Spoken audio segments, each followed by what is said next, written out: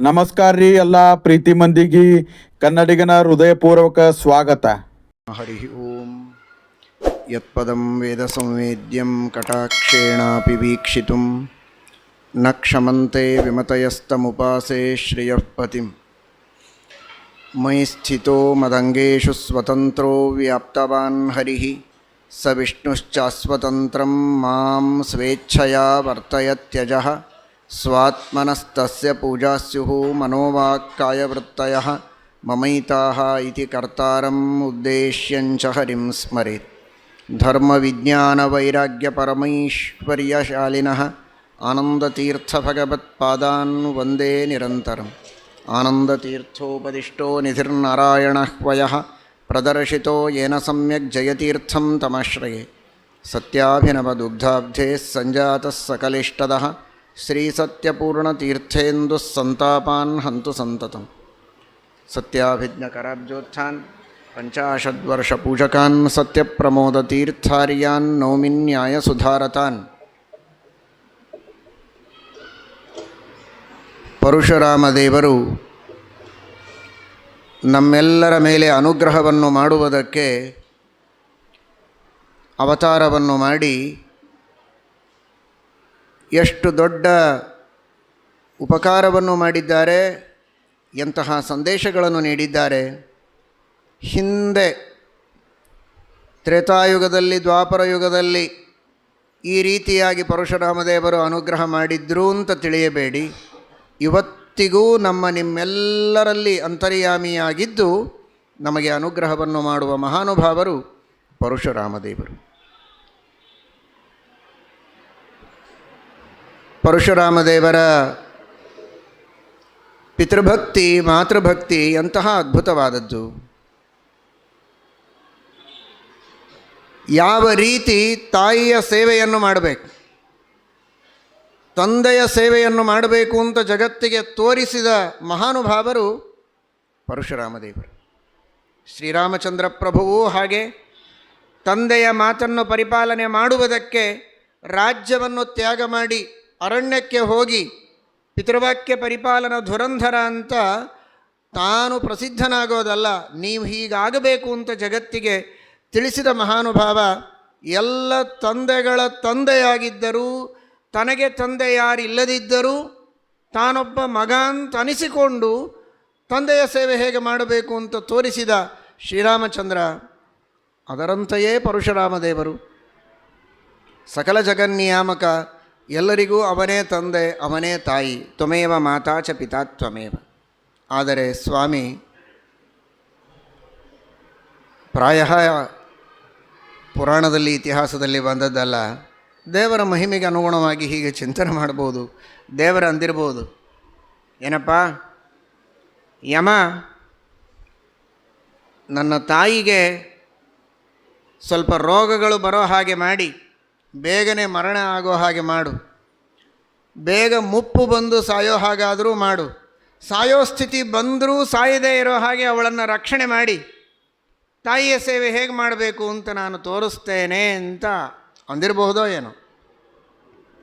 ಆಗ ರೋಗಗಳಿಗೆ ಸಂಸ್ಕೃತದಲ್ಲಿ ಗದ ಅಂತಾರೆ. ಅಗದ ಅಂದರೆ ಔಷಧ, ಗದ ಅಂದರೆ ರೋಗ.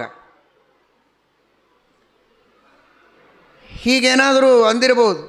ಒಂದು ಸ್ವಲ್ಪ ನನ್ನ ತಾಯಿಗೆ ಗದ ಕೊಟ್ಟು,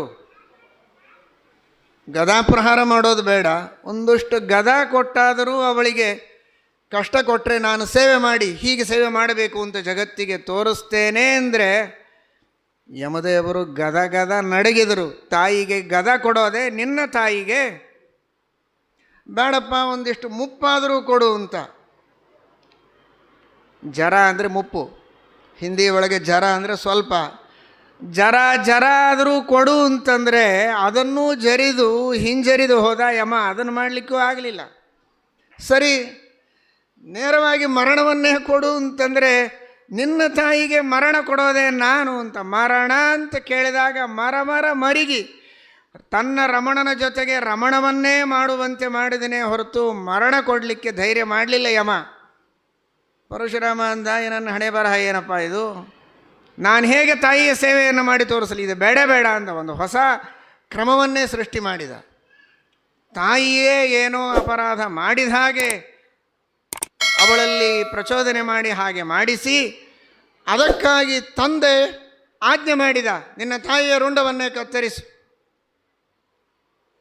ನನ್ನ ಆಜ್ಞೆಯನ್ನು ಪಾಲನೆ ಮಾಡಿದ ನಿನ್ನ ಅಣ್ಣಂದಿರ ರುಂಡವನ್ನು ಕತ್ತರಿಸು ಅಂತ ತಂದೆಯ ಮೂಲಕ ತಾನೇ ಆಜ್ಞೆ ಮಾಡಿಸಿ ಸರಸರ ಅಂತ ಎಲ್ಲರ ರುಂಡವನ್ನು ಕತ್ತರಿಸಿ, ಎರಡನೇ ಕ್ಷಣಕ್ಕೆ ಏನು ಬೇಕು ನಿನಗೆ ಕೇಳು ಅಂತ ಜಮದಗ್ನಿ ಋಷಿಗಳು ಕೇಳಿದರೆ, ಮಹಾನುಭಾವರು ಪರಶುರಾಮ ದೇವರು ಏನು ಕೇಳಬೇಕು?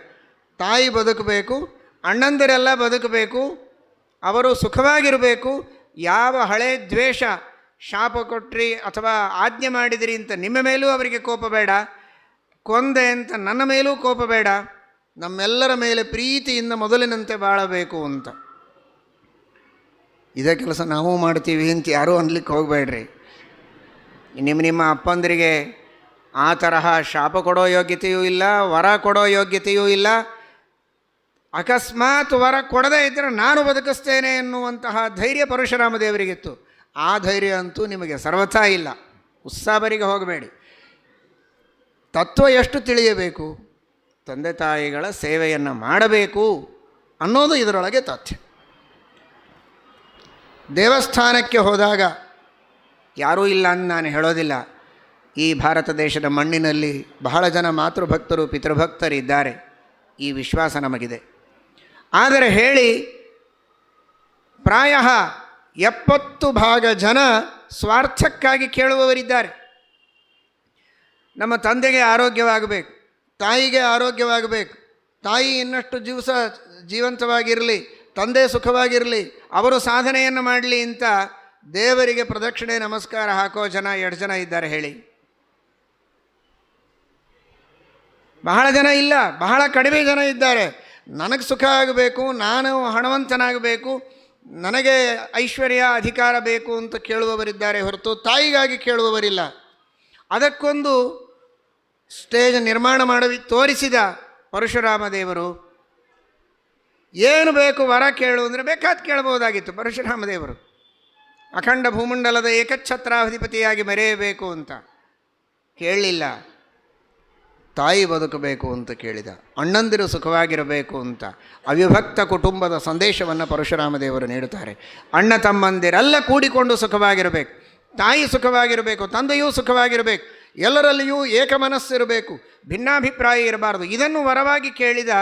ಎಲ್ಲರೂ ಪ್ರೀತಿಯಿಂದ ಬಾಳಬೇಕು, ಜೊತೆಗೆ ಬಾಳಬೇಕು, ಒಬ್ಬರ ಹಿತವನ್ನು ಇನ್ನೊಬ್ಬರು ಬಯಸಬೇಕು ಅನ್ನುವಂತಹ ಒಂದು ದೊಡ್ಡ ಸಂದೇಶವನ್ನು ಪರಶುರಾಮ ದೇವರು ಕೊಟ್ಟರು. ಅದನ್ನು ಕೊಡೋದಕ್ಕೆ ಈ ನಾಟಕ ಮಾಡಲೇಬೇಕಾಗಿತ್ತು ಪರಶುರಾಮ ದೇವರಿಗೆ.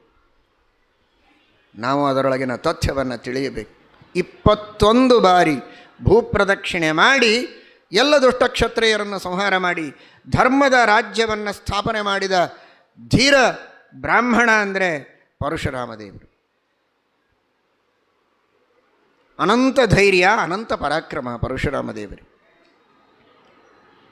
ಇದೇನು ಸಂಖ್ಯೆಯೋ, 21 ಬಾರಿ ಎಲ್ಲ ದುಷ್ಟರ ಸಂಹಾರ ಮಾಡಿ 22ನೆಯ ಬಾರಿ ಅತ್ಯಂತ ಧರ್ಮದ, ನ್ಯಾಯದ, ಶುದ್ಧವಾದ ರಾಜ್ಯವನ್ನು ಸ್ಥಾಪನೆ ಮಾಡಿದವರು ಪರಶುರಾಮ ದೇವರು ಅಂತ ಈ ಸಂಖ್ಯೆಯನ್ನು ನೋಡಿದರೆ 21 ಮತಗಳನ್ನು ನಿರಾಕರಣೆ ಮಾಡಿ 22ನೇದಾಗಿ ಶ್ರೀಮದ್ ಆನಂದ ತೀರ್ಥ ಭಗವತ್ಪಾದಾಚಾರ್ಯರು ಶುದ್ಧವಾದ ಸತ್ಸಿದ್ಧಾಂತದ ಸ್ಥಾಪನೆಯನ್ನು ಮಾಡುವುದರ ಹಿನ್ನೆಲೆಯಲ್ಲಿ ಪರಶುರಾಮ ದೇವರ ವಿಶೇಷವಾದ ಪ್ರೇರಣೆ ಇದೆ, ಆ ಸೂಚನೆ ಇದೆ ಎನ್ನುವುದನ್ನು ನಾವು ಅರ್ಥ ಮಾಡಿಕೊಳ್ಳಬಹುದು.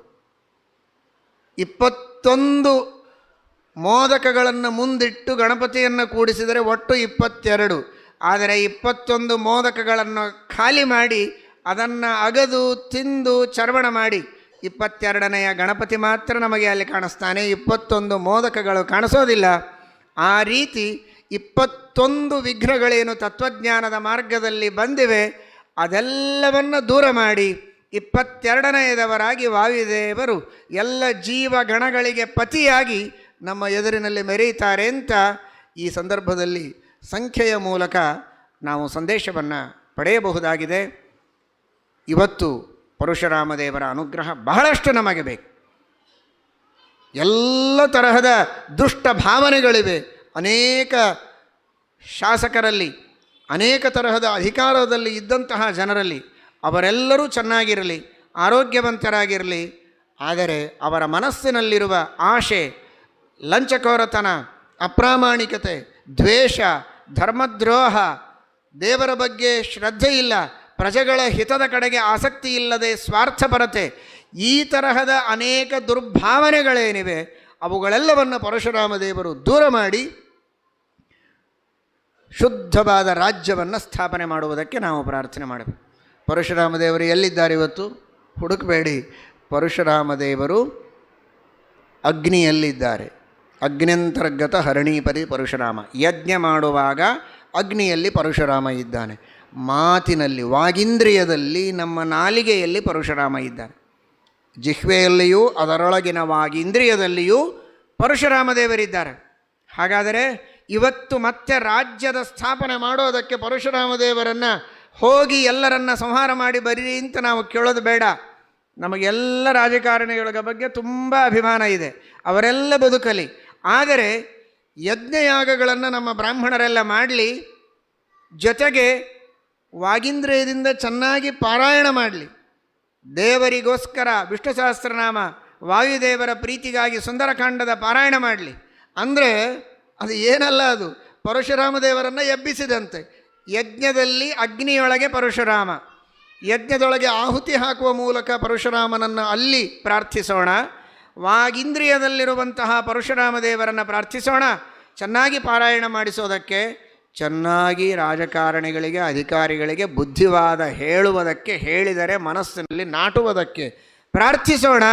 ಈ ರೀತಿ ಪರಶುರಾಮನ ಶಕ್ತಿ ಮತ್ತೆ ಜಾಗೃತವಾದರೆ ನಿಶ್ಚಿತವಾಗಿಯೂ ನಮ್ಮ ಭಾರತದೊಳಗೆ, ಈ ಅಖಂಡ ಭಾರತದೊಳಗೆ, ಕಾಶ್ಮೀರವು ಸೇರಿದಂತೆ ಇರುವ ನಮ್ಮ ಅಖಂಡ ಭಾರತದೊಳಗೆ ಮತ್ತೆ ರಾಮರಾಜ್ಯದ ಸ್ಥಾಪನೆಯಾಗುವುದರೊಳಗೆ ಯಾವ ಸಂಶಯವಿಲ್ಲ.